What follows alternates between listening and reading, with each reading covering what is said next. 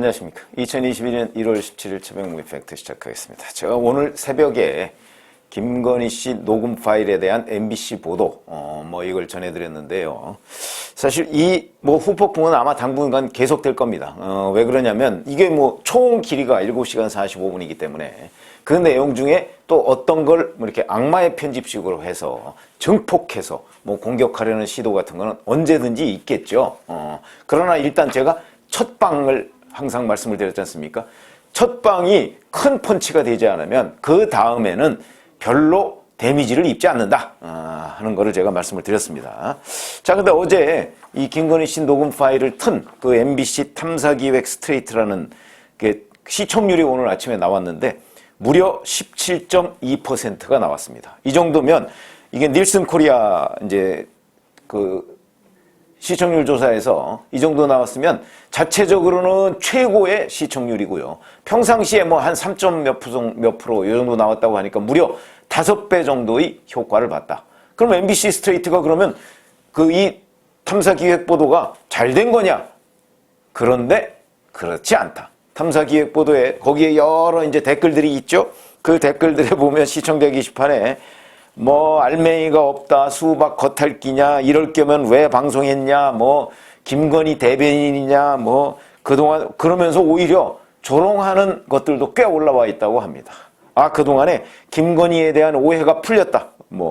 또 없던 호감도 갖게 됐다. 이런 건 조롱이지, 실질적으로 그렇게 됐을 리가 있겠나요? MBC의 시청자 게시판에 이 글을 올리는 사람들이. 저는 그렇게 평가를 하지만, 어찌됐든 간에 이럴 정도로 MBC가 오히려 문매를 맡고 있는 형국이 돼버렸다. 자, 이러다 보니까 제가 이제 반응들을 좀 소개하려고 하는데, 민주당요, 잘 아시다시피 이 방송을 하기 전에는 이렇게 돼 있습니다. 본방사수 이걸 막 독려하고 난리가 났었죠. 근데 방송이 끝나자마자 침묵 상태입니다. 침묵. 정청래 의원, 고민정 의원 페이스북을 보면 방송 전에는 왜 이리 시간이 안 가지? 오늘 밤 8시 19분부터 MBC 본방 대기, 본방 사수. 그러면서 오랜만에 본방 사수할 방송이 생겼다. 자, 이렇게 얘기를 했는데 방송이 끝나자 꿀먹은 벙어리입니다. 그 다음에 박원순 전 서울시장 유족에 대한 소송 대리인 정철승 변호사, 대표적인 친여 인사죠. 방송 전에는 판도라의 상자가 터질 것이다 이렇게 얘기를 하더니 방송이 끝나자 내가 만약에 먼저 이 녹음 파일을 들었다면 방송하지 않는 게 좋겠다고 조언했을 것이다 이렇게 대단한 실망감을 나타냈고요. 그 다음에 또 친여 문학인이다 하는 류근이라는 시인도 방송 전에는 윤석열 후보 보고 당신의 주적은 북한이 아니라 부인 같다 이렇게 얘기를 하면서 아마 이 방송 녹음 파일에 대해서 엄청난 기대를 했던 것으로 보이는데 방송이 끝나니까 MBC를 M 땡땡 뭘로 부르는지 비하하는 표현을 아시죠? 이렇게 표현하면서 욕설이죠. 그러면서 소문나는 잔치 불러놓고 결국 김건희 쉴드만 치게 했다. 누이도 매부도 면피에 성공했다. 쉴드라는 거는 방어. 결국 김건희 씨 방어전에 도와준 것 아니냐. 이런 식의 대단한 실망감을 표현하면서 MBC를 오히려 공격하고 나섰습니다.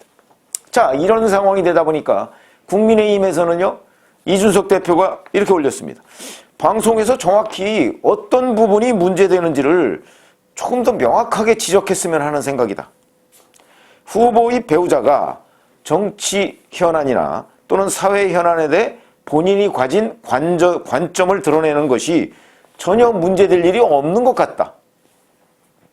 지금 와서 궁금한데 민주당은 왜 본방사수 동력 캠페인을 당 차원에서 했던 건가요? 물음표. 약간은 조롱하는 거죠. 왜 그랬어? 이런 투입니다. 이러자 이걸 처음에 녹음을 한 곳이 이제 서울의 소리의 촬영 기자라는 이명수 씨라고 하지 않습니까? 이 서울의 소리에 백은종이라는 사람이 대표라고 합니다. 오늘 아침에 방송에 나와서 괜히 MBC 측에 줬나 이런 생각도 든다. 이렇게까지 대실망감을 표현했고요. 그러면서 자기네들이 보기에는 자 김건희 씨의 그동안에 MBC에 보도되지 않은 내용 중에 우리가 뭐 구속시키려, 그러니까 정경심 교수 얘기하는 것 같습니다. 정경심 교수를 구속시키려 하지 않았다 하는 대목이 나오는데, 자, 이거는 정말 충격적인 말이고, 그러면 김건희 씨가 검찰총장이었나요? 뭐 이런 식의 이제 반문을 하고 있습니다. 아마 그런 내용이 있는 모양이죠. 그 안에. 그러면서 이것을 이제 서울의 소리도 유튜브니까 그 유튜브를 통해서 뭐 공개를 하나 둘씩 계속 하겠다 뭐 이런 얘기인데, 자, 이 우리가와 내가, 이거는요 우리의 보통의 언어 습관으로 보면 그냥 내가와 우리가를 구분 없이 쓰는 경우가 많습니다. 아니, 구속을 뭐 검찰총장 부인이 구속시킵니까? 구속시킬 때 뭐 윤석열 검찰총장이 무슨 자기 부인하고 상의하나요? 상식적인 얘기를 해야 되는 거죠. 이 우리가라는 얘기는 그냥 이게 이제 아마 저런 거 얘기하다가 나왔을 겁니다. 그러니까 원래 오늘 아침에 제가 말씀드린 내용 중에 그런 거 있었죠. 조국 사건 이렇게 키울 생각이 없었는데 여권, 유시민이나 뭐 이런 쪽에서 워낙 공격을 심하게 하다 보니까 이거 제대로 수사를 해야 되겠다라고 해서 사건이 이렇게 커졌다라고 설명을 했다고 그랬죠. 그러다 보니까 그 과정에서 정경심 교수도 구속시키려 하지 않았다 뭐 이런 얘기 충분히 할 수가 있습니다. 더군다나 제가 말씀드렸죠.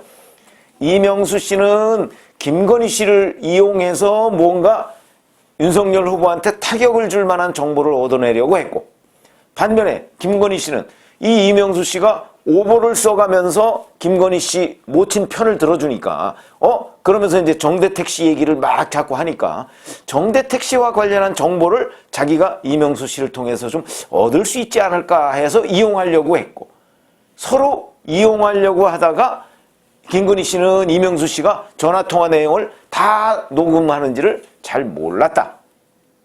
그 부분을 간과했다. 이게 정확한 평가로 보이거든요. 그러니까 서로 이용하려고 한 것이죠. 근데 그 이용하려고 하는 과정을 그러면 윤석열 검찰총장, 이제 저 대선 후보는 알았느냐? 당연히 몰랐다고 봐야죠. 왜? 알았다면 벌써 막았죠, 이거를.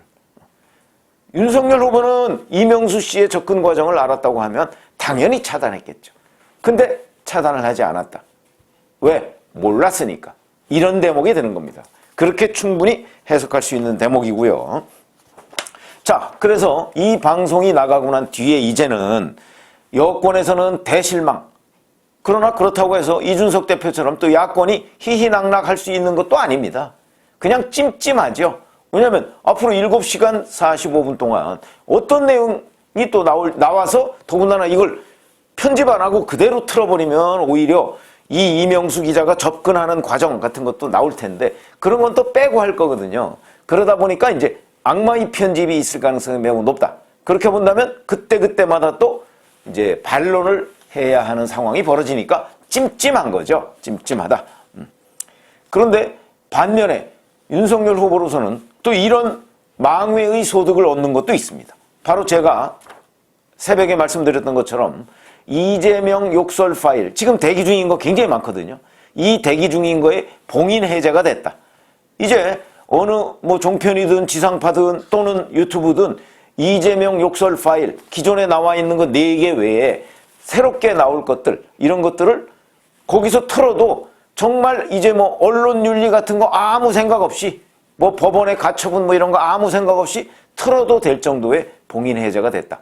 이거는 망외의 윤석열 후보의 소득이라고 봅니다. 그러면 이렇게 되면 이재명 후보의 욕설 파일 제가 40개 넘는다고 했죠. 지금 현재 4개 나와 있습니다. 앞으로 첩첩산 중입니다. 길게 보면 물론 7시간 45분짜리 아마 그 대부분은 뭐 핵심적인 내용이 별로 없을 테니까 여하튼 그거 계속 나오면서 이쪽에서는 이재명 후보 본인의, 이건 후보 부인인데 후보 본인의 욕설 파일이 계속해서 나옵니다. 자, 이렇게 되면 장기적으로 보면 누가 손해일까요? 뭐 충분히 판단이 가능하리라 보고요. 자, 당장 서울의 소리, 뭐 한겨레, 뭐 이런데 이제 소위 여권의 스피커 역할을 하는 곳에서 이 7시 45분에 관해서 뭐 추가 의혹을 계속해서 이제 뭐 어쩌고저쩌고 제기하려고 합니다. 그러나 이거는 거두절미한 중간 부분만 딱 보도를 하는 거기 때문에 전체적인 보도 맥락을 보면 이거는 악마의 편집이라는 반격을 받을 소지가 대단히 높다. 그렇게 보면 결국 이재명 후보나 친여 그 지지자들, 이 사람들의 뭐 결집 뭐 이런 거에는 도움이 될지 모르겠으나 중간지대한테는 오히려 야 그거 다 공개해봐 뭐 이런 비판을 받을 소지가 대단히 많다는 것이죠. 그렇다면 이 효과는 이미 끝났다. 별로 그렇게 심각한 상황이 아니다. 그러나 어찌됐든 윤석열 후보는 찜찜하긴 할 것이다. 뭐 이런 생각이 듭니다. 자, 그러나 이제 그러면은 소위 윤석열, 이재명 후보의 데미지, 얼마나 충격을 받았느냐 한 부분을 요걸 잠깐 좀 살펴보면 윤석열 후보는 일단 상대의 어마어마한 카운터펀치, 이거는 피한 게 되는 겁니다. 왜냐? 첫 방이 중요하다고 했죠. 근데 이 첫 방에서 MBC 스트레이트는 뭐 사상 최고의 시청률을 기록하는 등 반짝했지만 윤석열 후보는 거기서 결정적인 한 방을 맞지를 않았습니다. 이렇게 되다 보니까 카운터펀치를 피했다. 그리고 팩트 공방 자체가 전 벌어질 줄 알았더니 그 자체가 별로 벌어질 것들이 없다. 이러면 카운터펀치를 피해서 자기가 그러기 상태까지 처음에는 갈지도 모르겠다 하는 걱정을 했는데 그 걱정은 덜었다 하는 것이고요. 그 다음에 한겨레, 서울의 소리 뭐 이런 데서 계속 이제 후속 기사들 뭐 이런 거 내보낸다는, 이거는 큰 펀치는 아니고 잔펀치 정도에 불과하다. 이렇게 판단이 됩니다. 왜냐하면 여기서 제가 만약에 그 취재 기자였다면 저는 이렇게 취재하거나 또 그 기사를 이렇게 다루지 않습니다. 우선 취재 자체를 이렇게 하지를 않죠. 왜 그러냐? 이 김건희 씨한테서 폭발력 있는 내용이 나올 가능성 저는 있다고 봅니다. 결국 이게 취재의 잘못이다. 전 그렇게 보는 것이죠. 핵심적인 내용을 취재를 못한 겁니다. 그거는 뭐 취재 기자의 능력 부족일 수도 있고, 그 다음에 김건희 씨의 방어력이 제법 뛰어났다. 이렇게 판단할 수도 있는 대목입니다. 그건 뭐 제가 김건희 씨를 직접 만나보지는 않았으니까, 만나봤다면 적어도 취재를 제가 이렇게 하진 않았을 것이다 하는 관점에서 본다면 윤석열 후보로서는 일단 큰 고비는 넘겼다고 보이고요. 이재명 후보는 아까 본인의 욕설 파일을 봉인 해제시키는 효과가 있으니까 그건 장기적으로 보면 이재명 후보한테 더 큰 손해가 갈 것이다 라고 얘기할 수가 있고, 그러면 이제 윤석열 후보는 이 부분을 어떻게 수습해야 될 것인가. 큰 펀치는 피했지만 잔펀치는 계속 날아올 거거든요. 그 부분에 대해서 끊임없이 반론을 제기할 것과 함께, 그 다음에 결국은 이제 본인이 어찌됐든 간에 본인 모르게 부인이 이렇게 유튜브 누구랑 신 2번씩이나 통화를 해가면서 여기저기 거의 시정 잡담 수준의 이런 얘기들을 나눴다 하는 게 품격에 맞는 얘기는 아니지 않습니까? 그러다 보니까 그 부분에 대한 사과, 이거는 필요하죠. 이런 식으로 수습을 해나가면 장기적으로 이 득실에서는 오히려 이재명 후보의 실점이 더 많을 것이다. 이렇게 판단이 됩니다. 고맙습니다.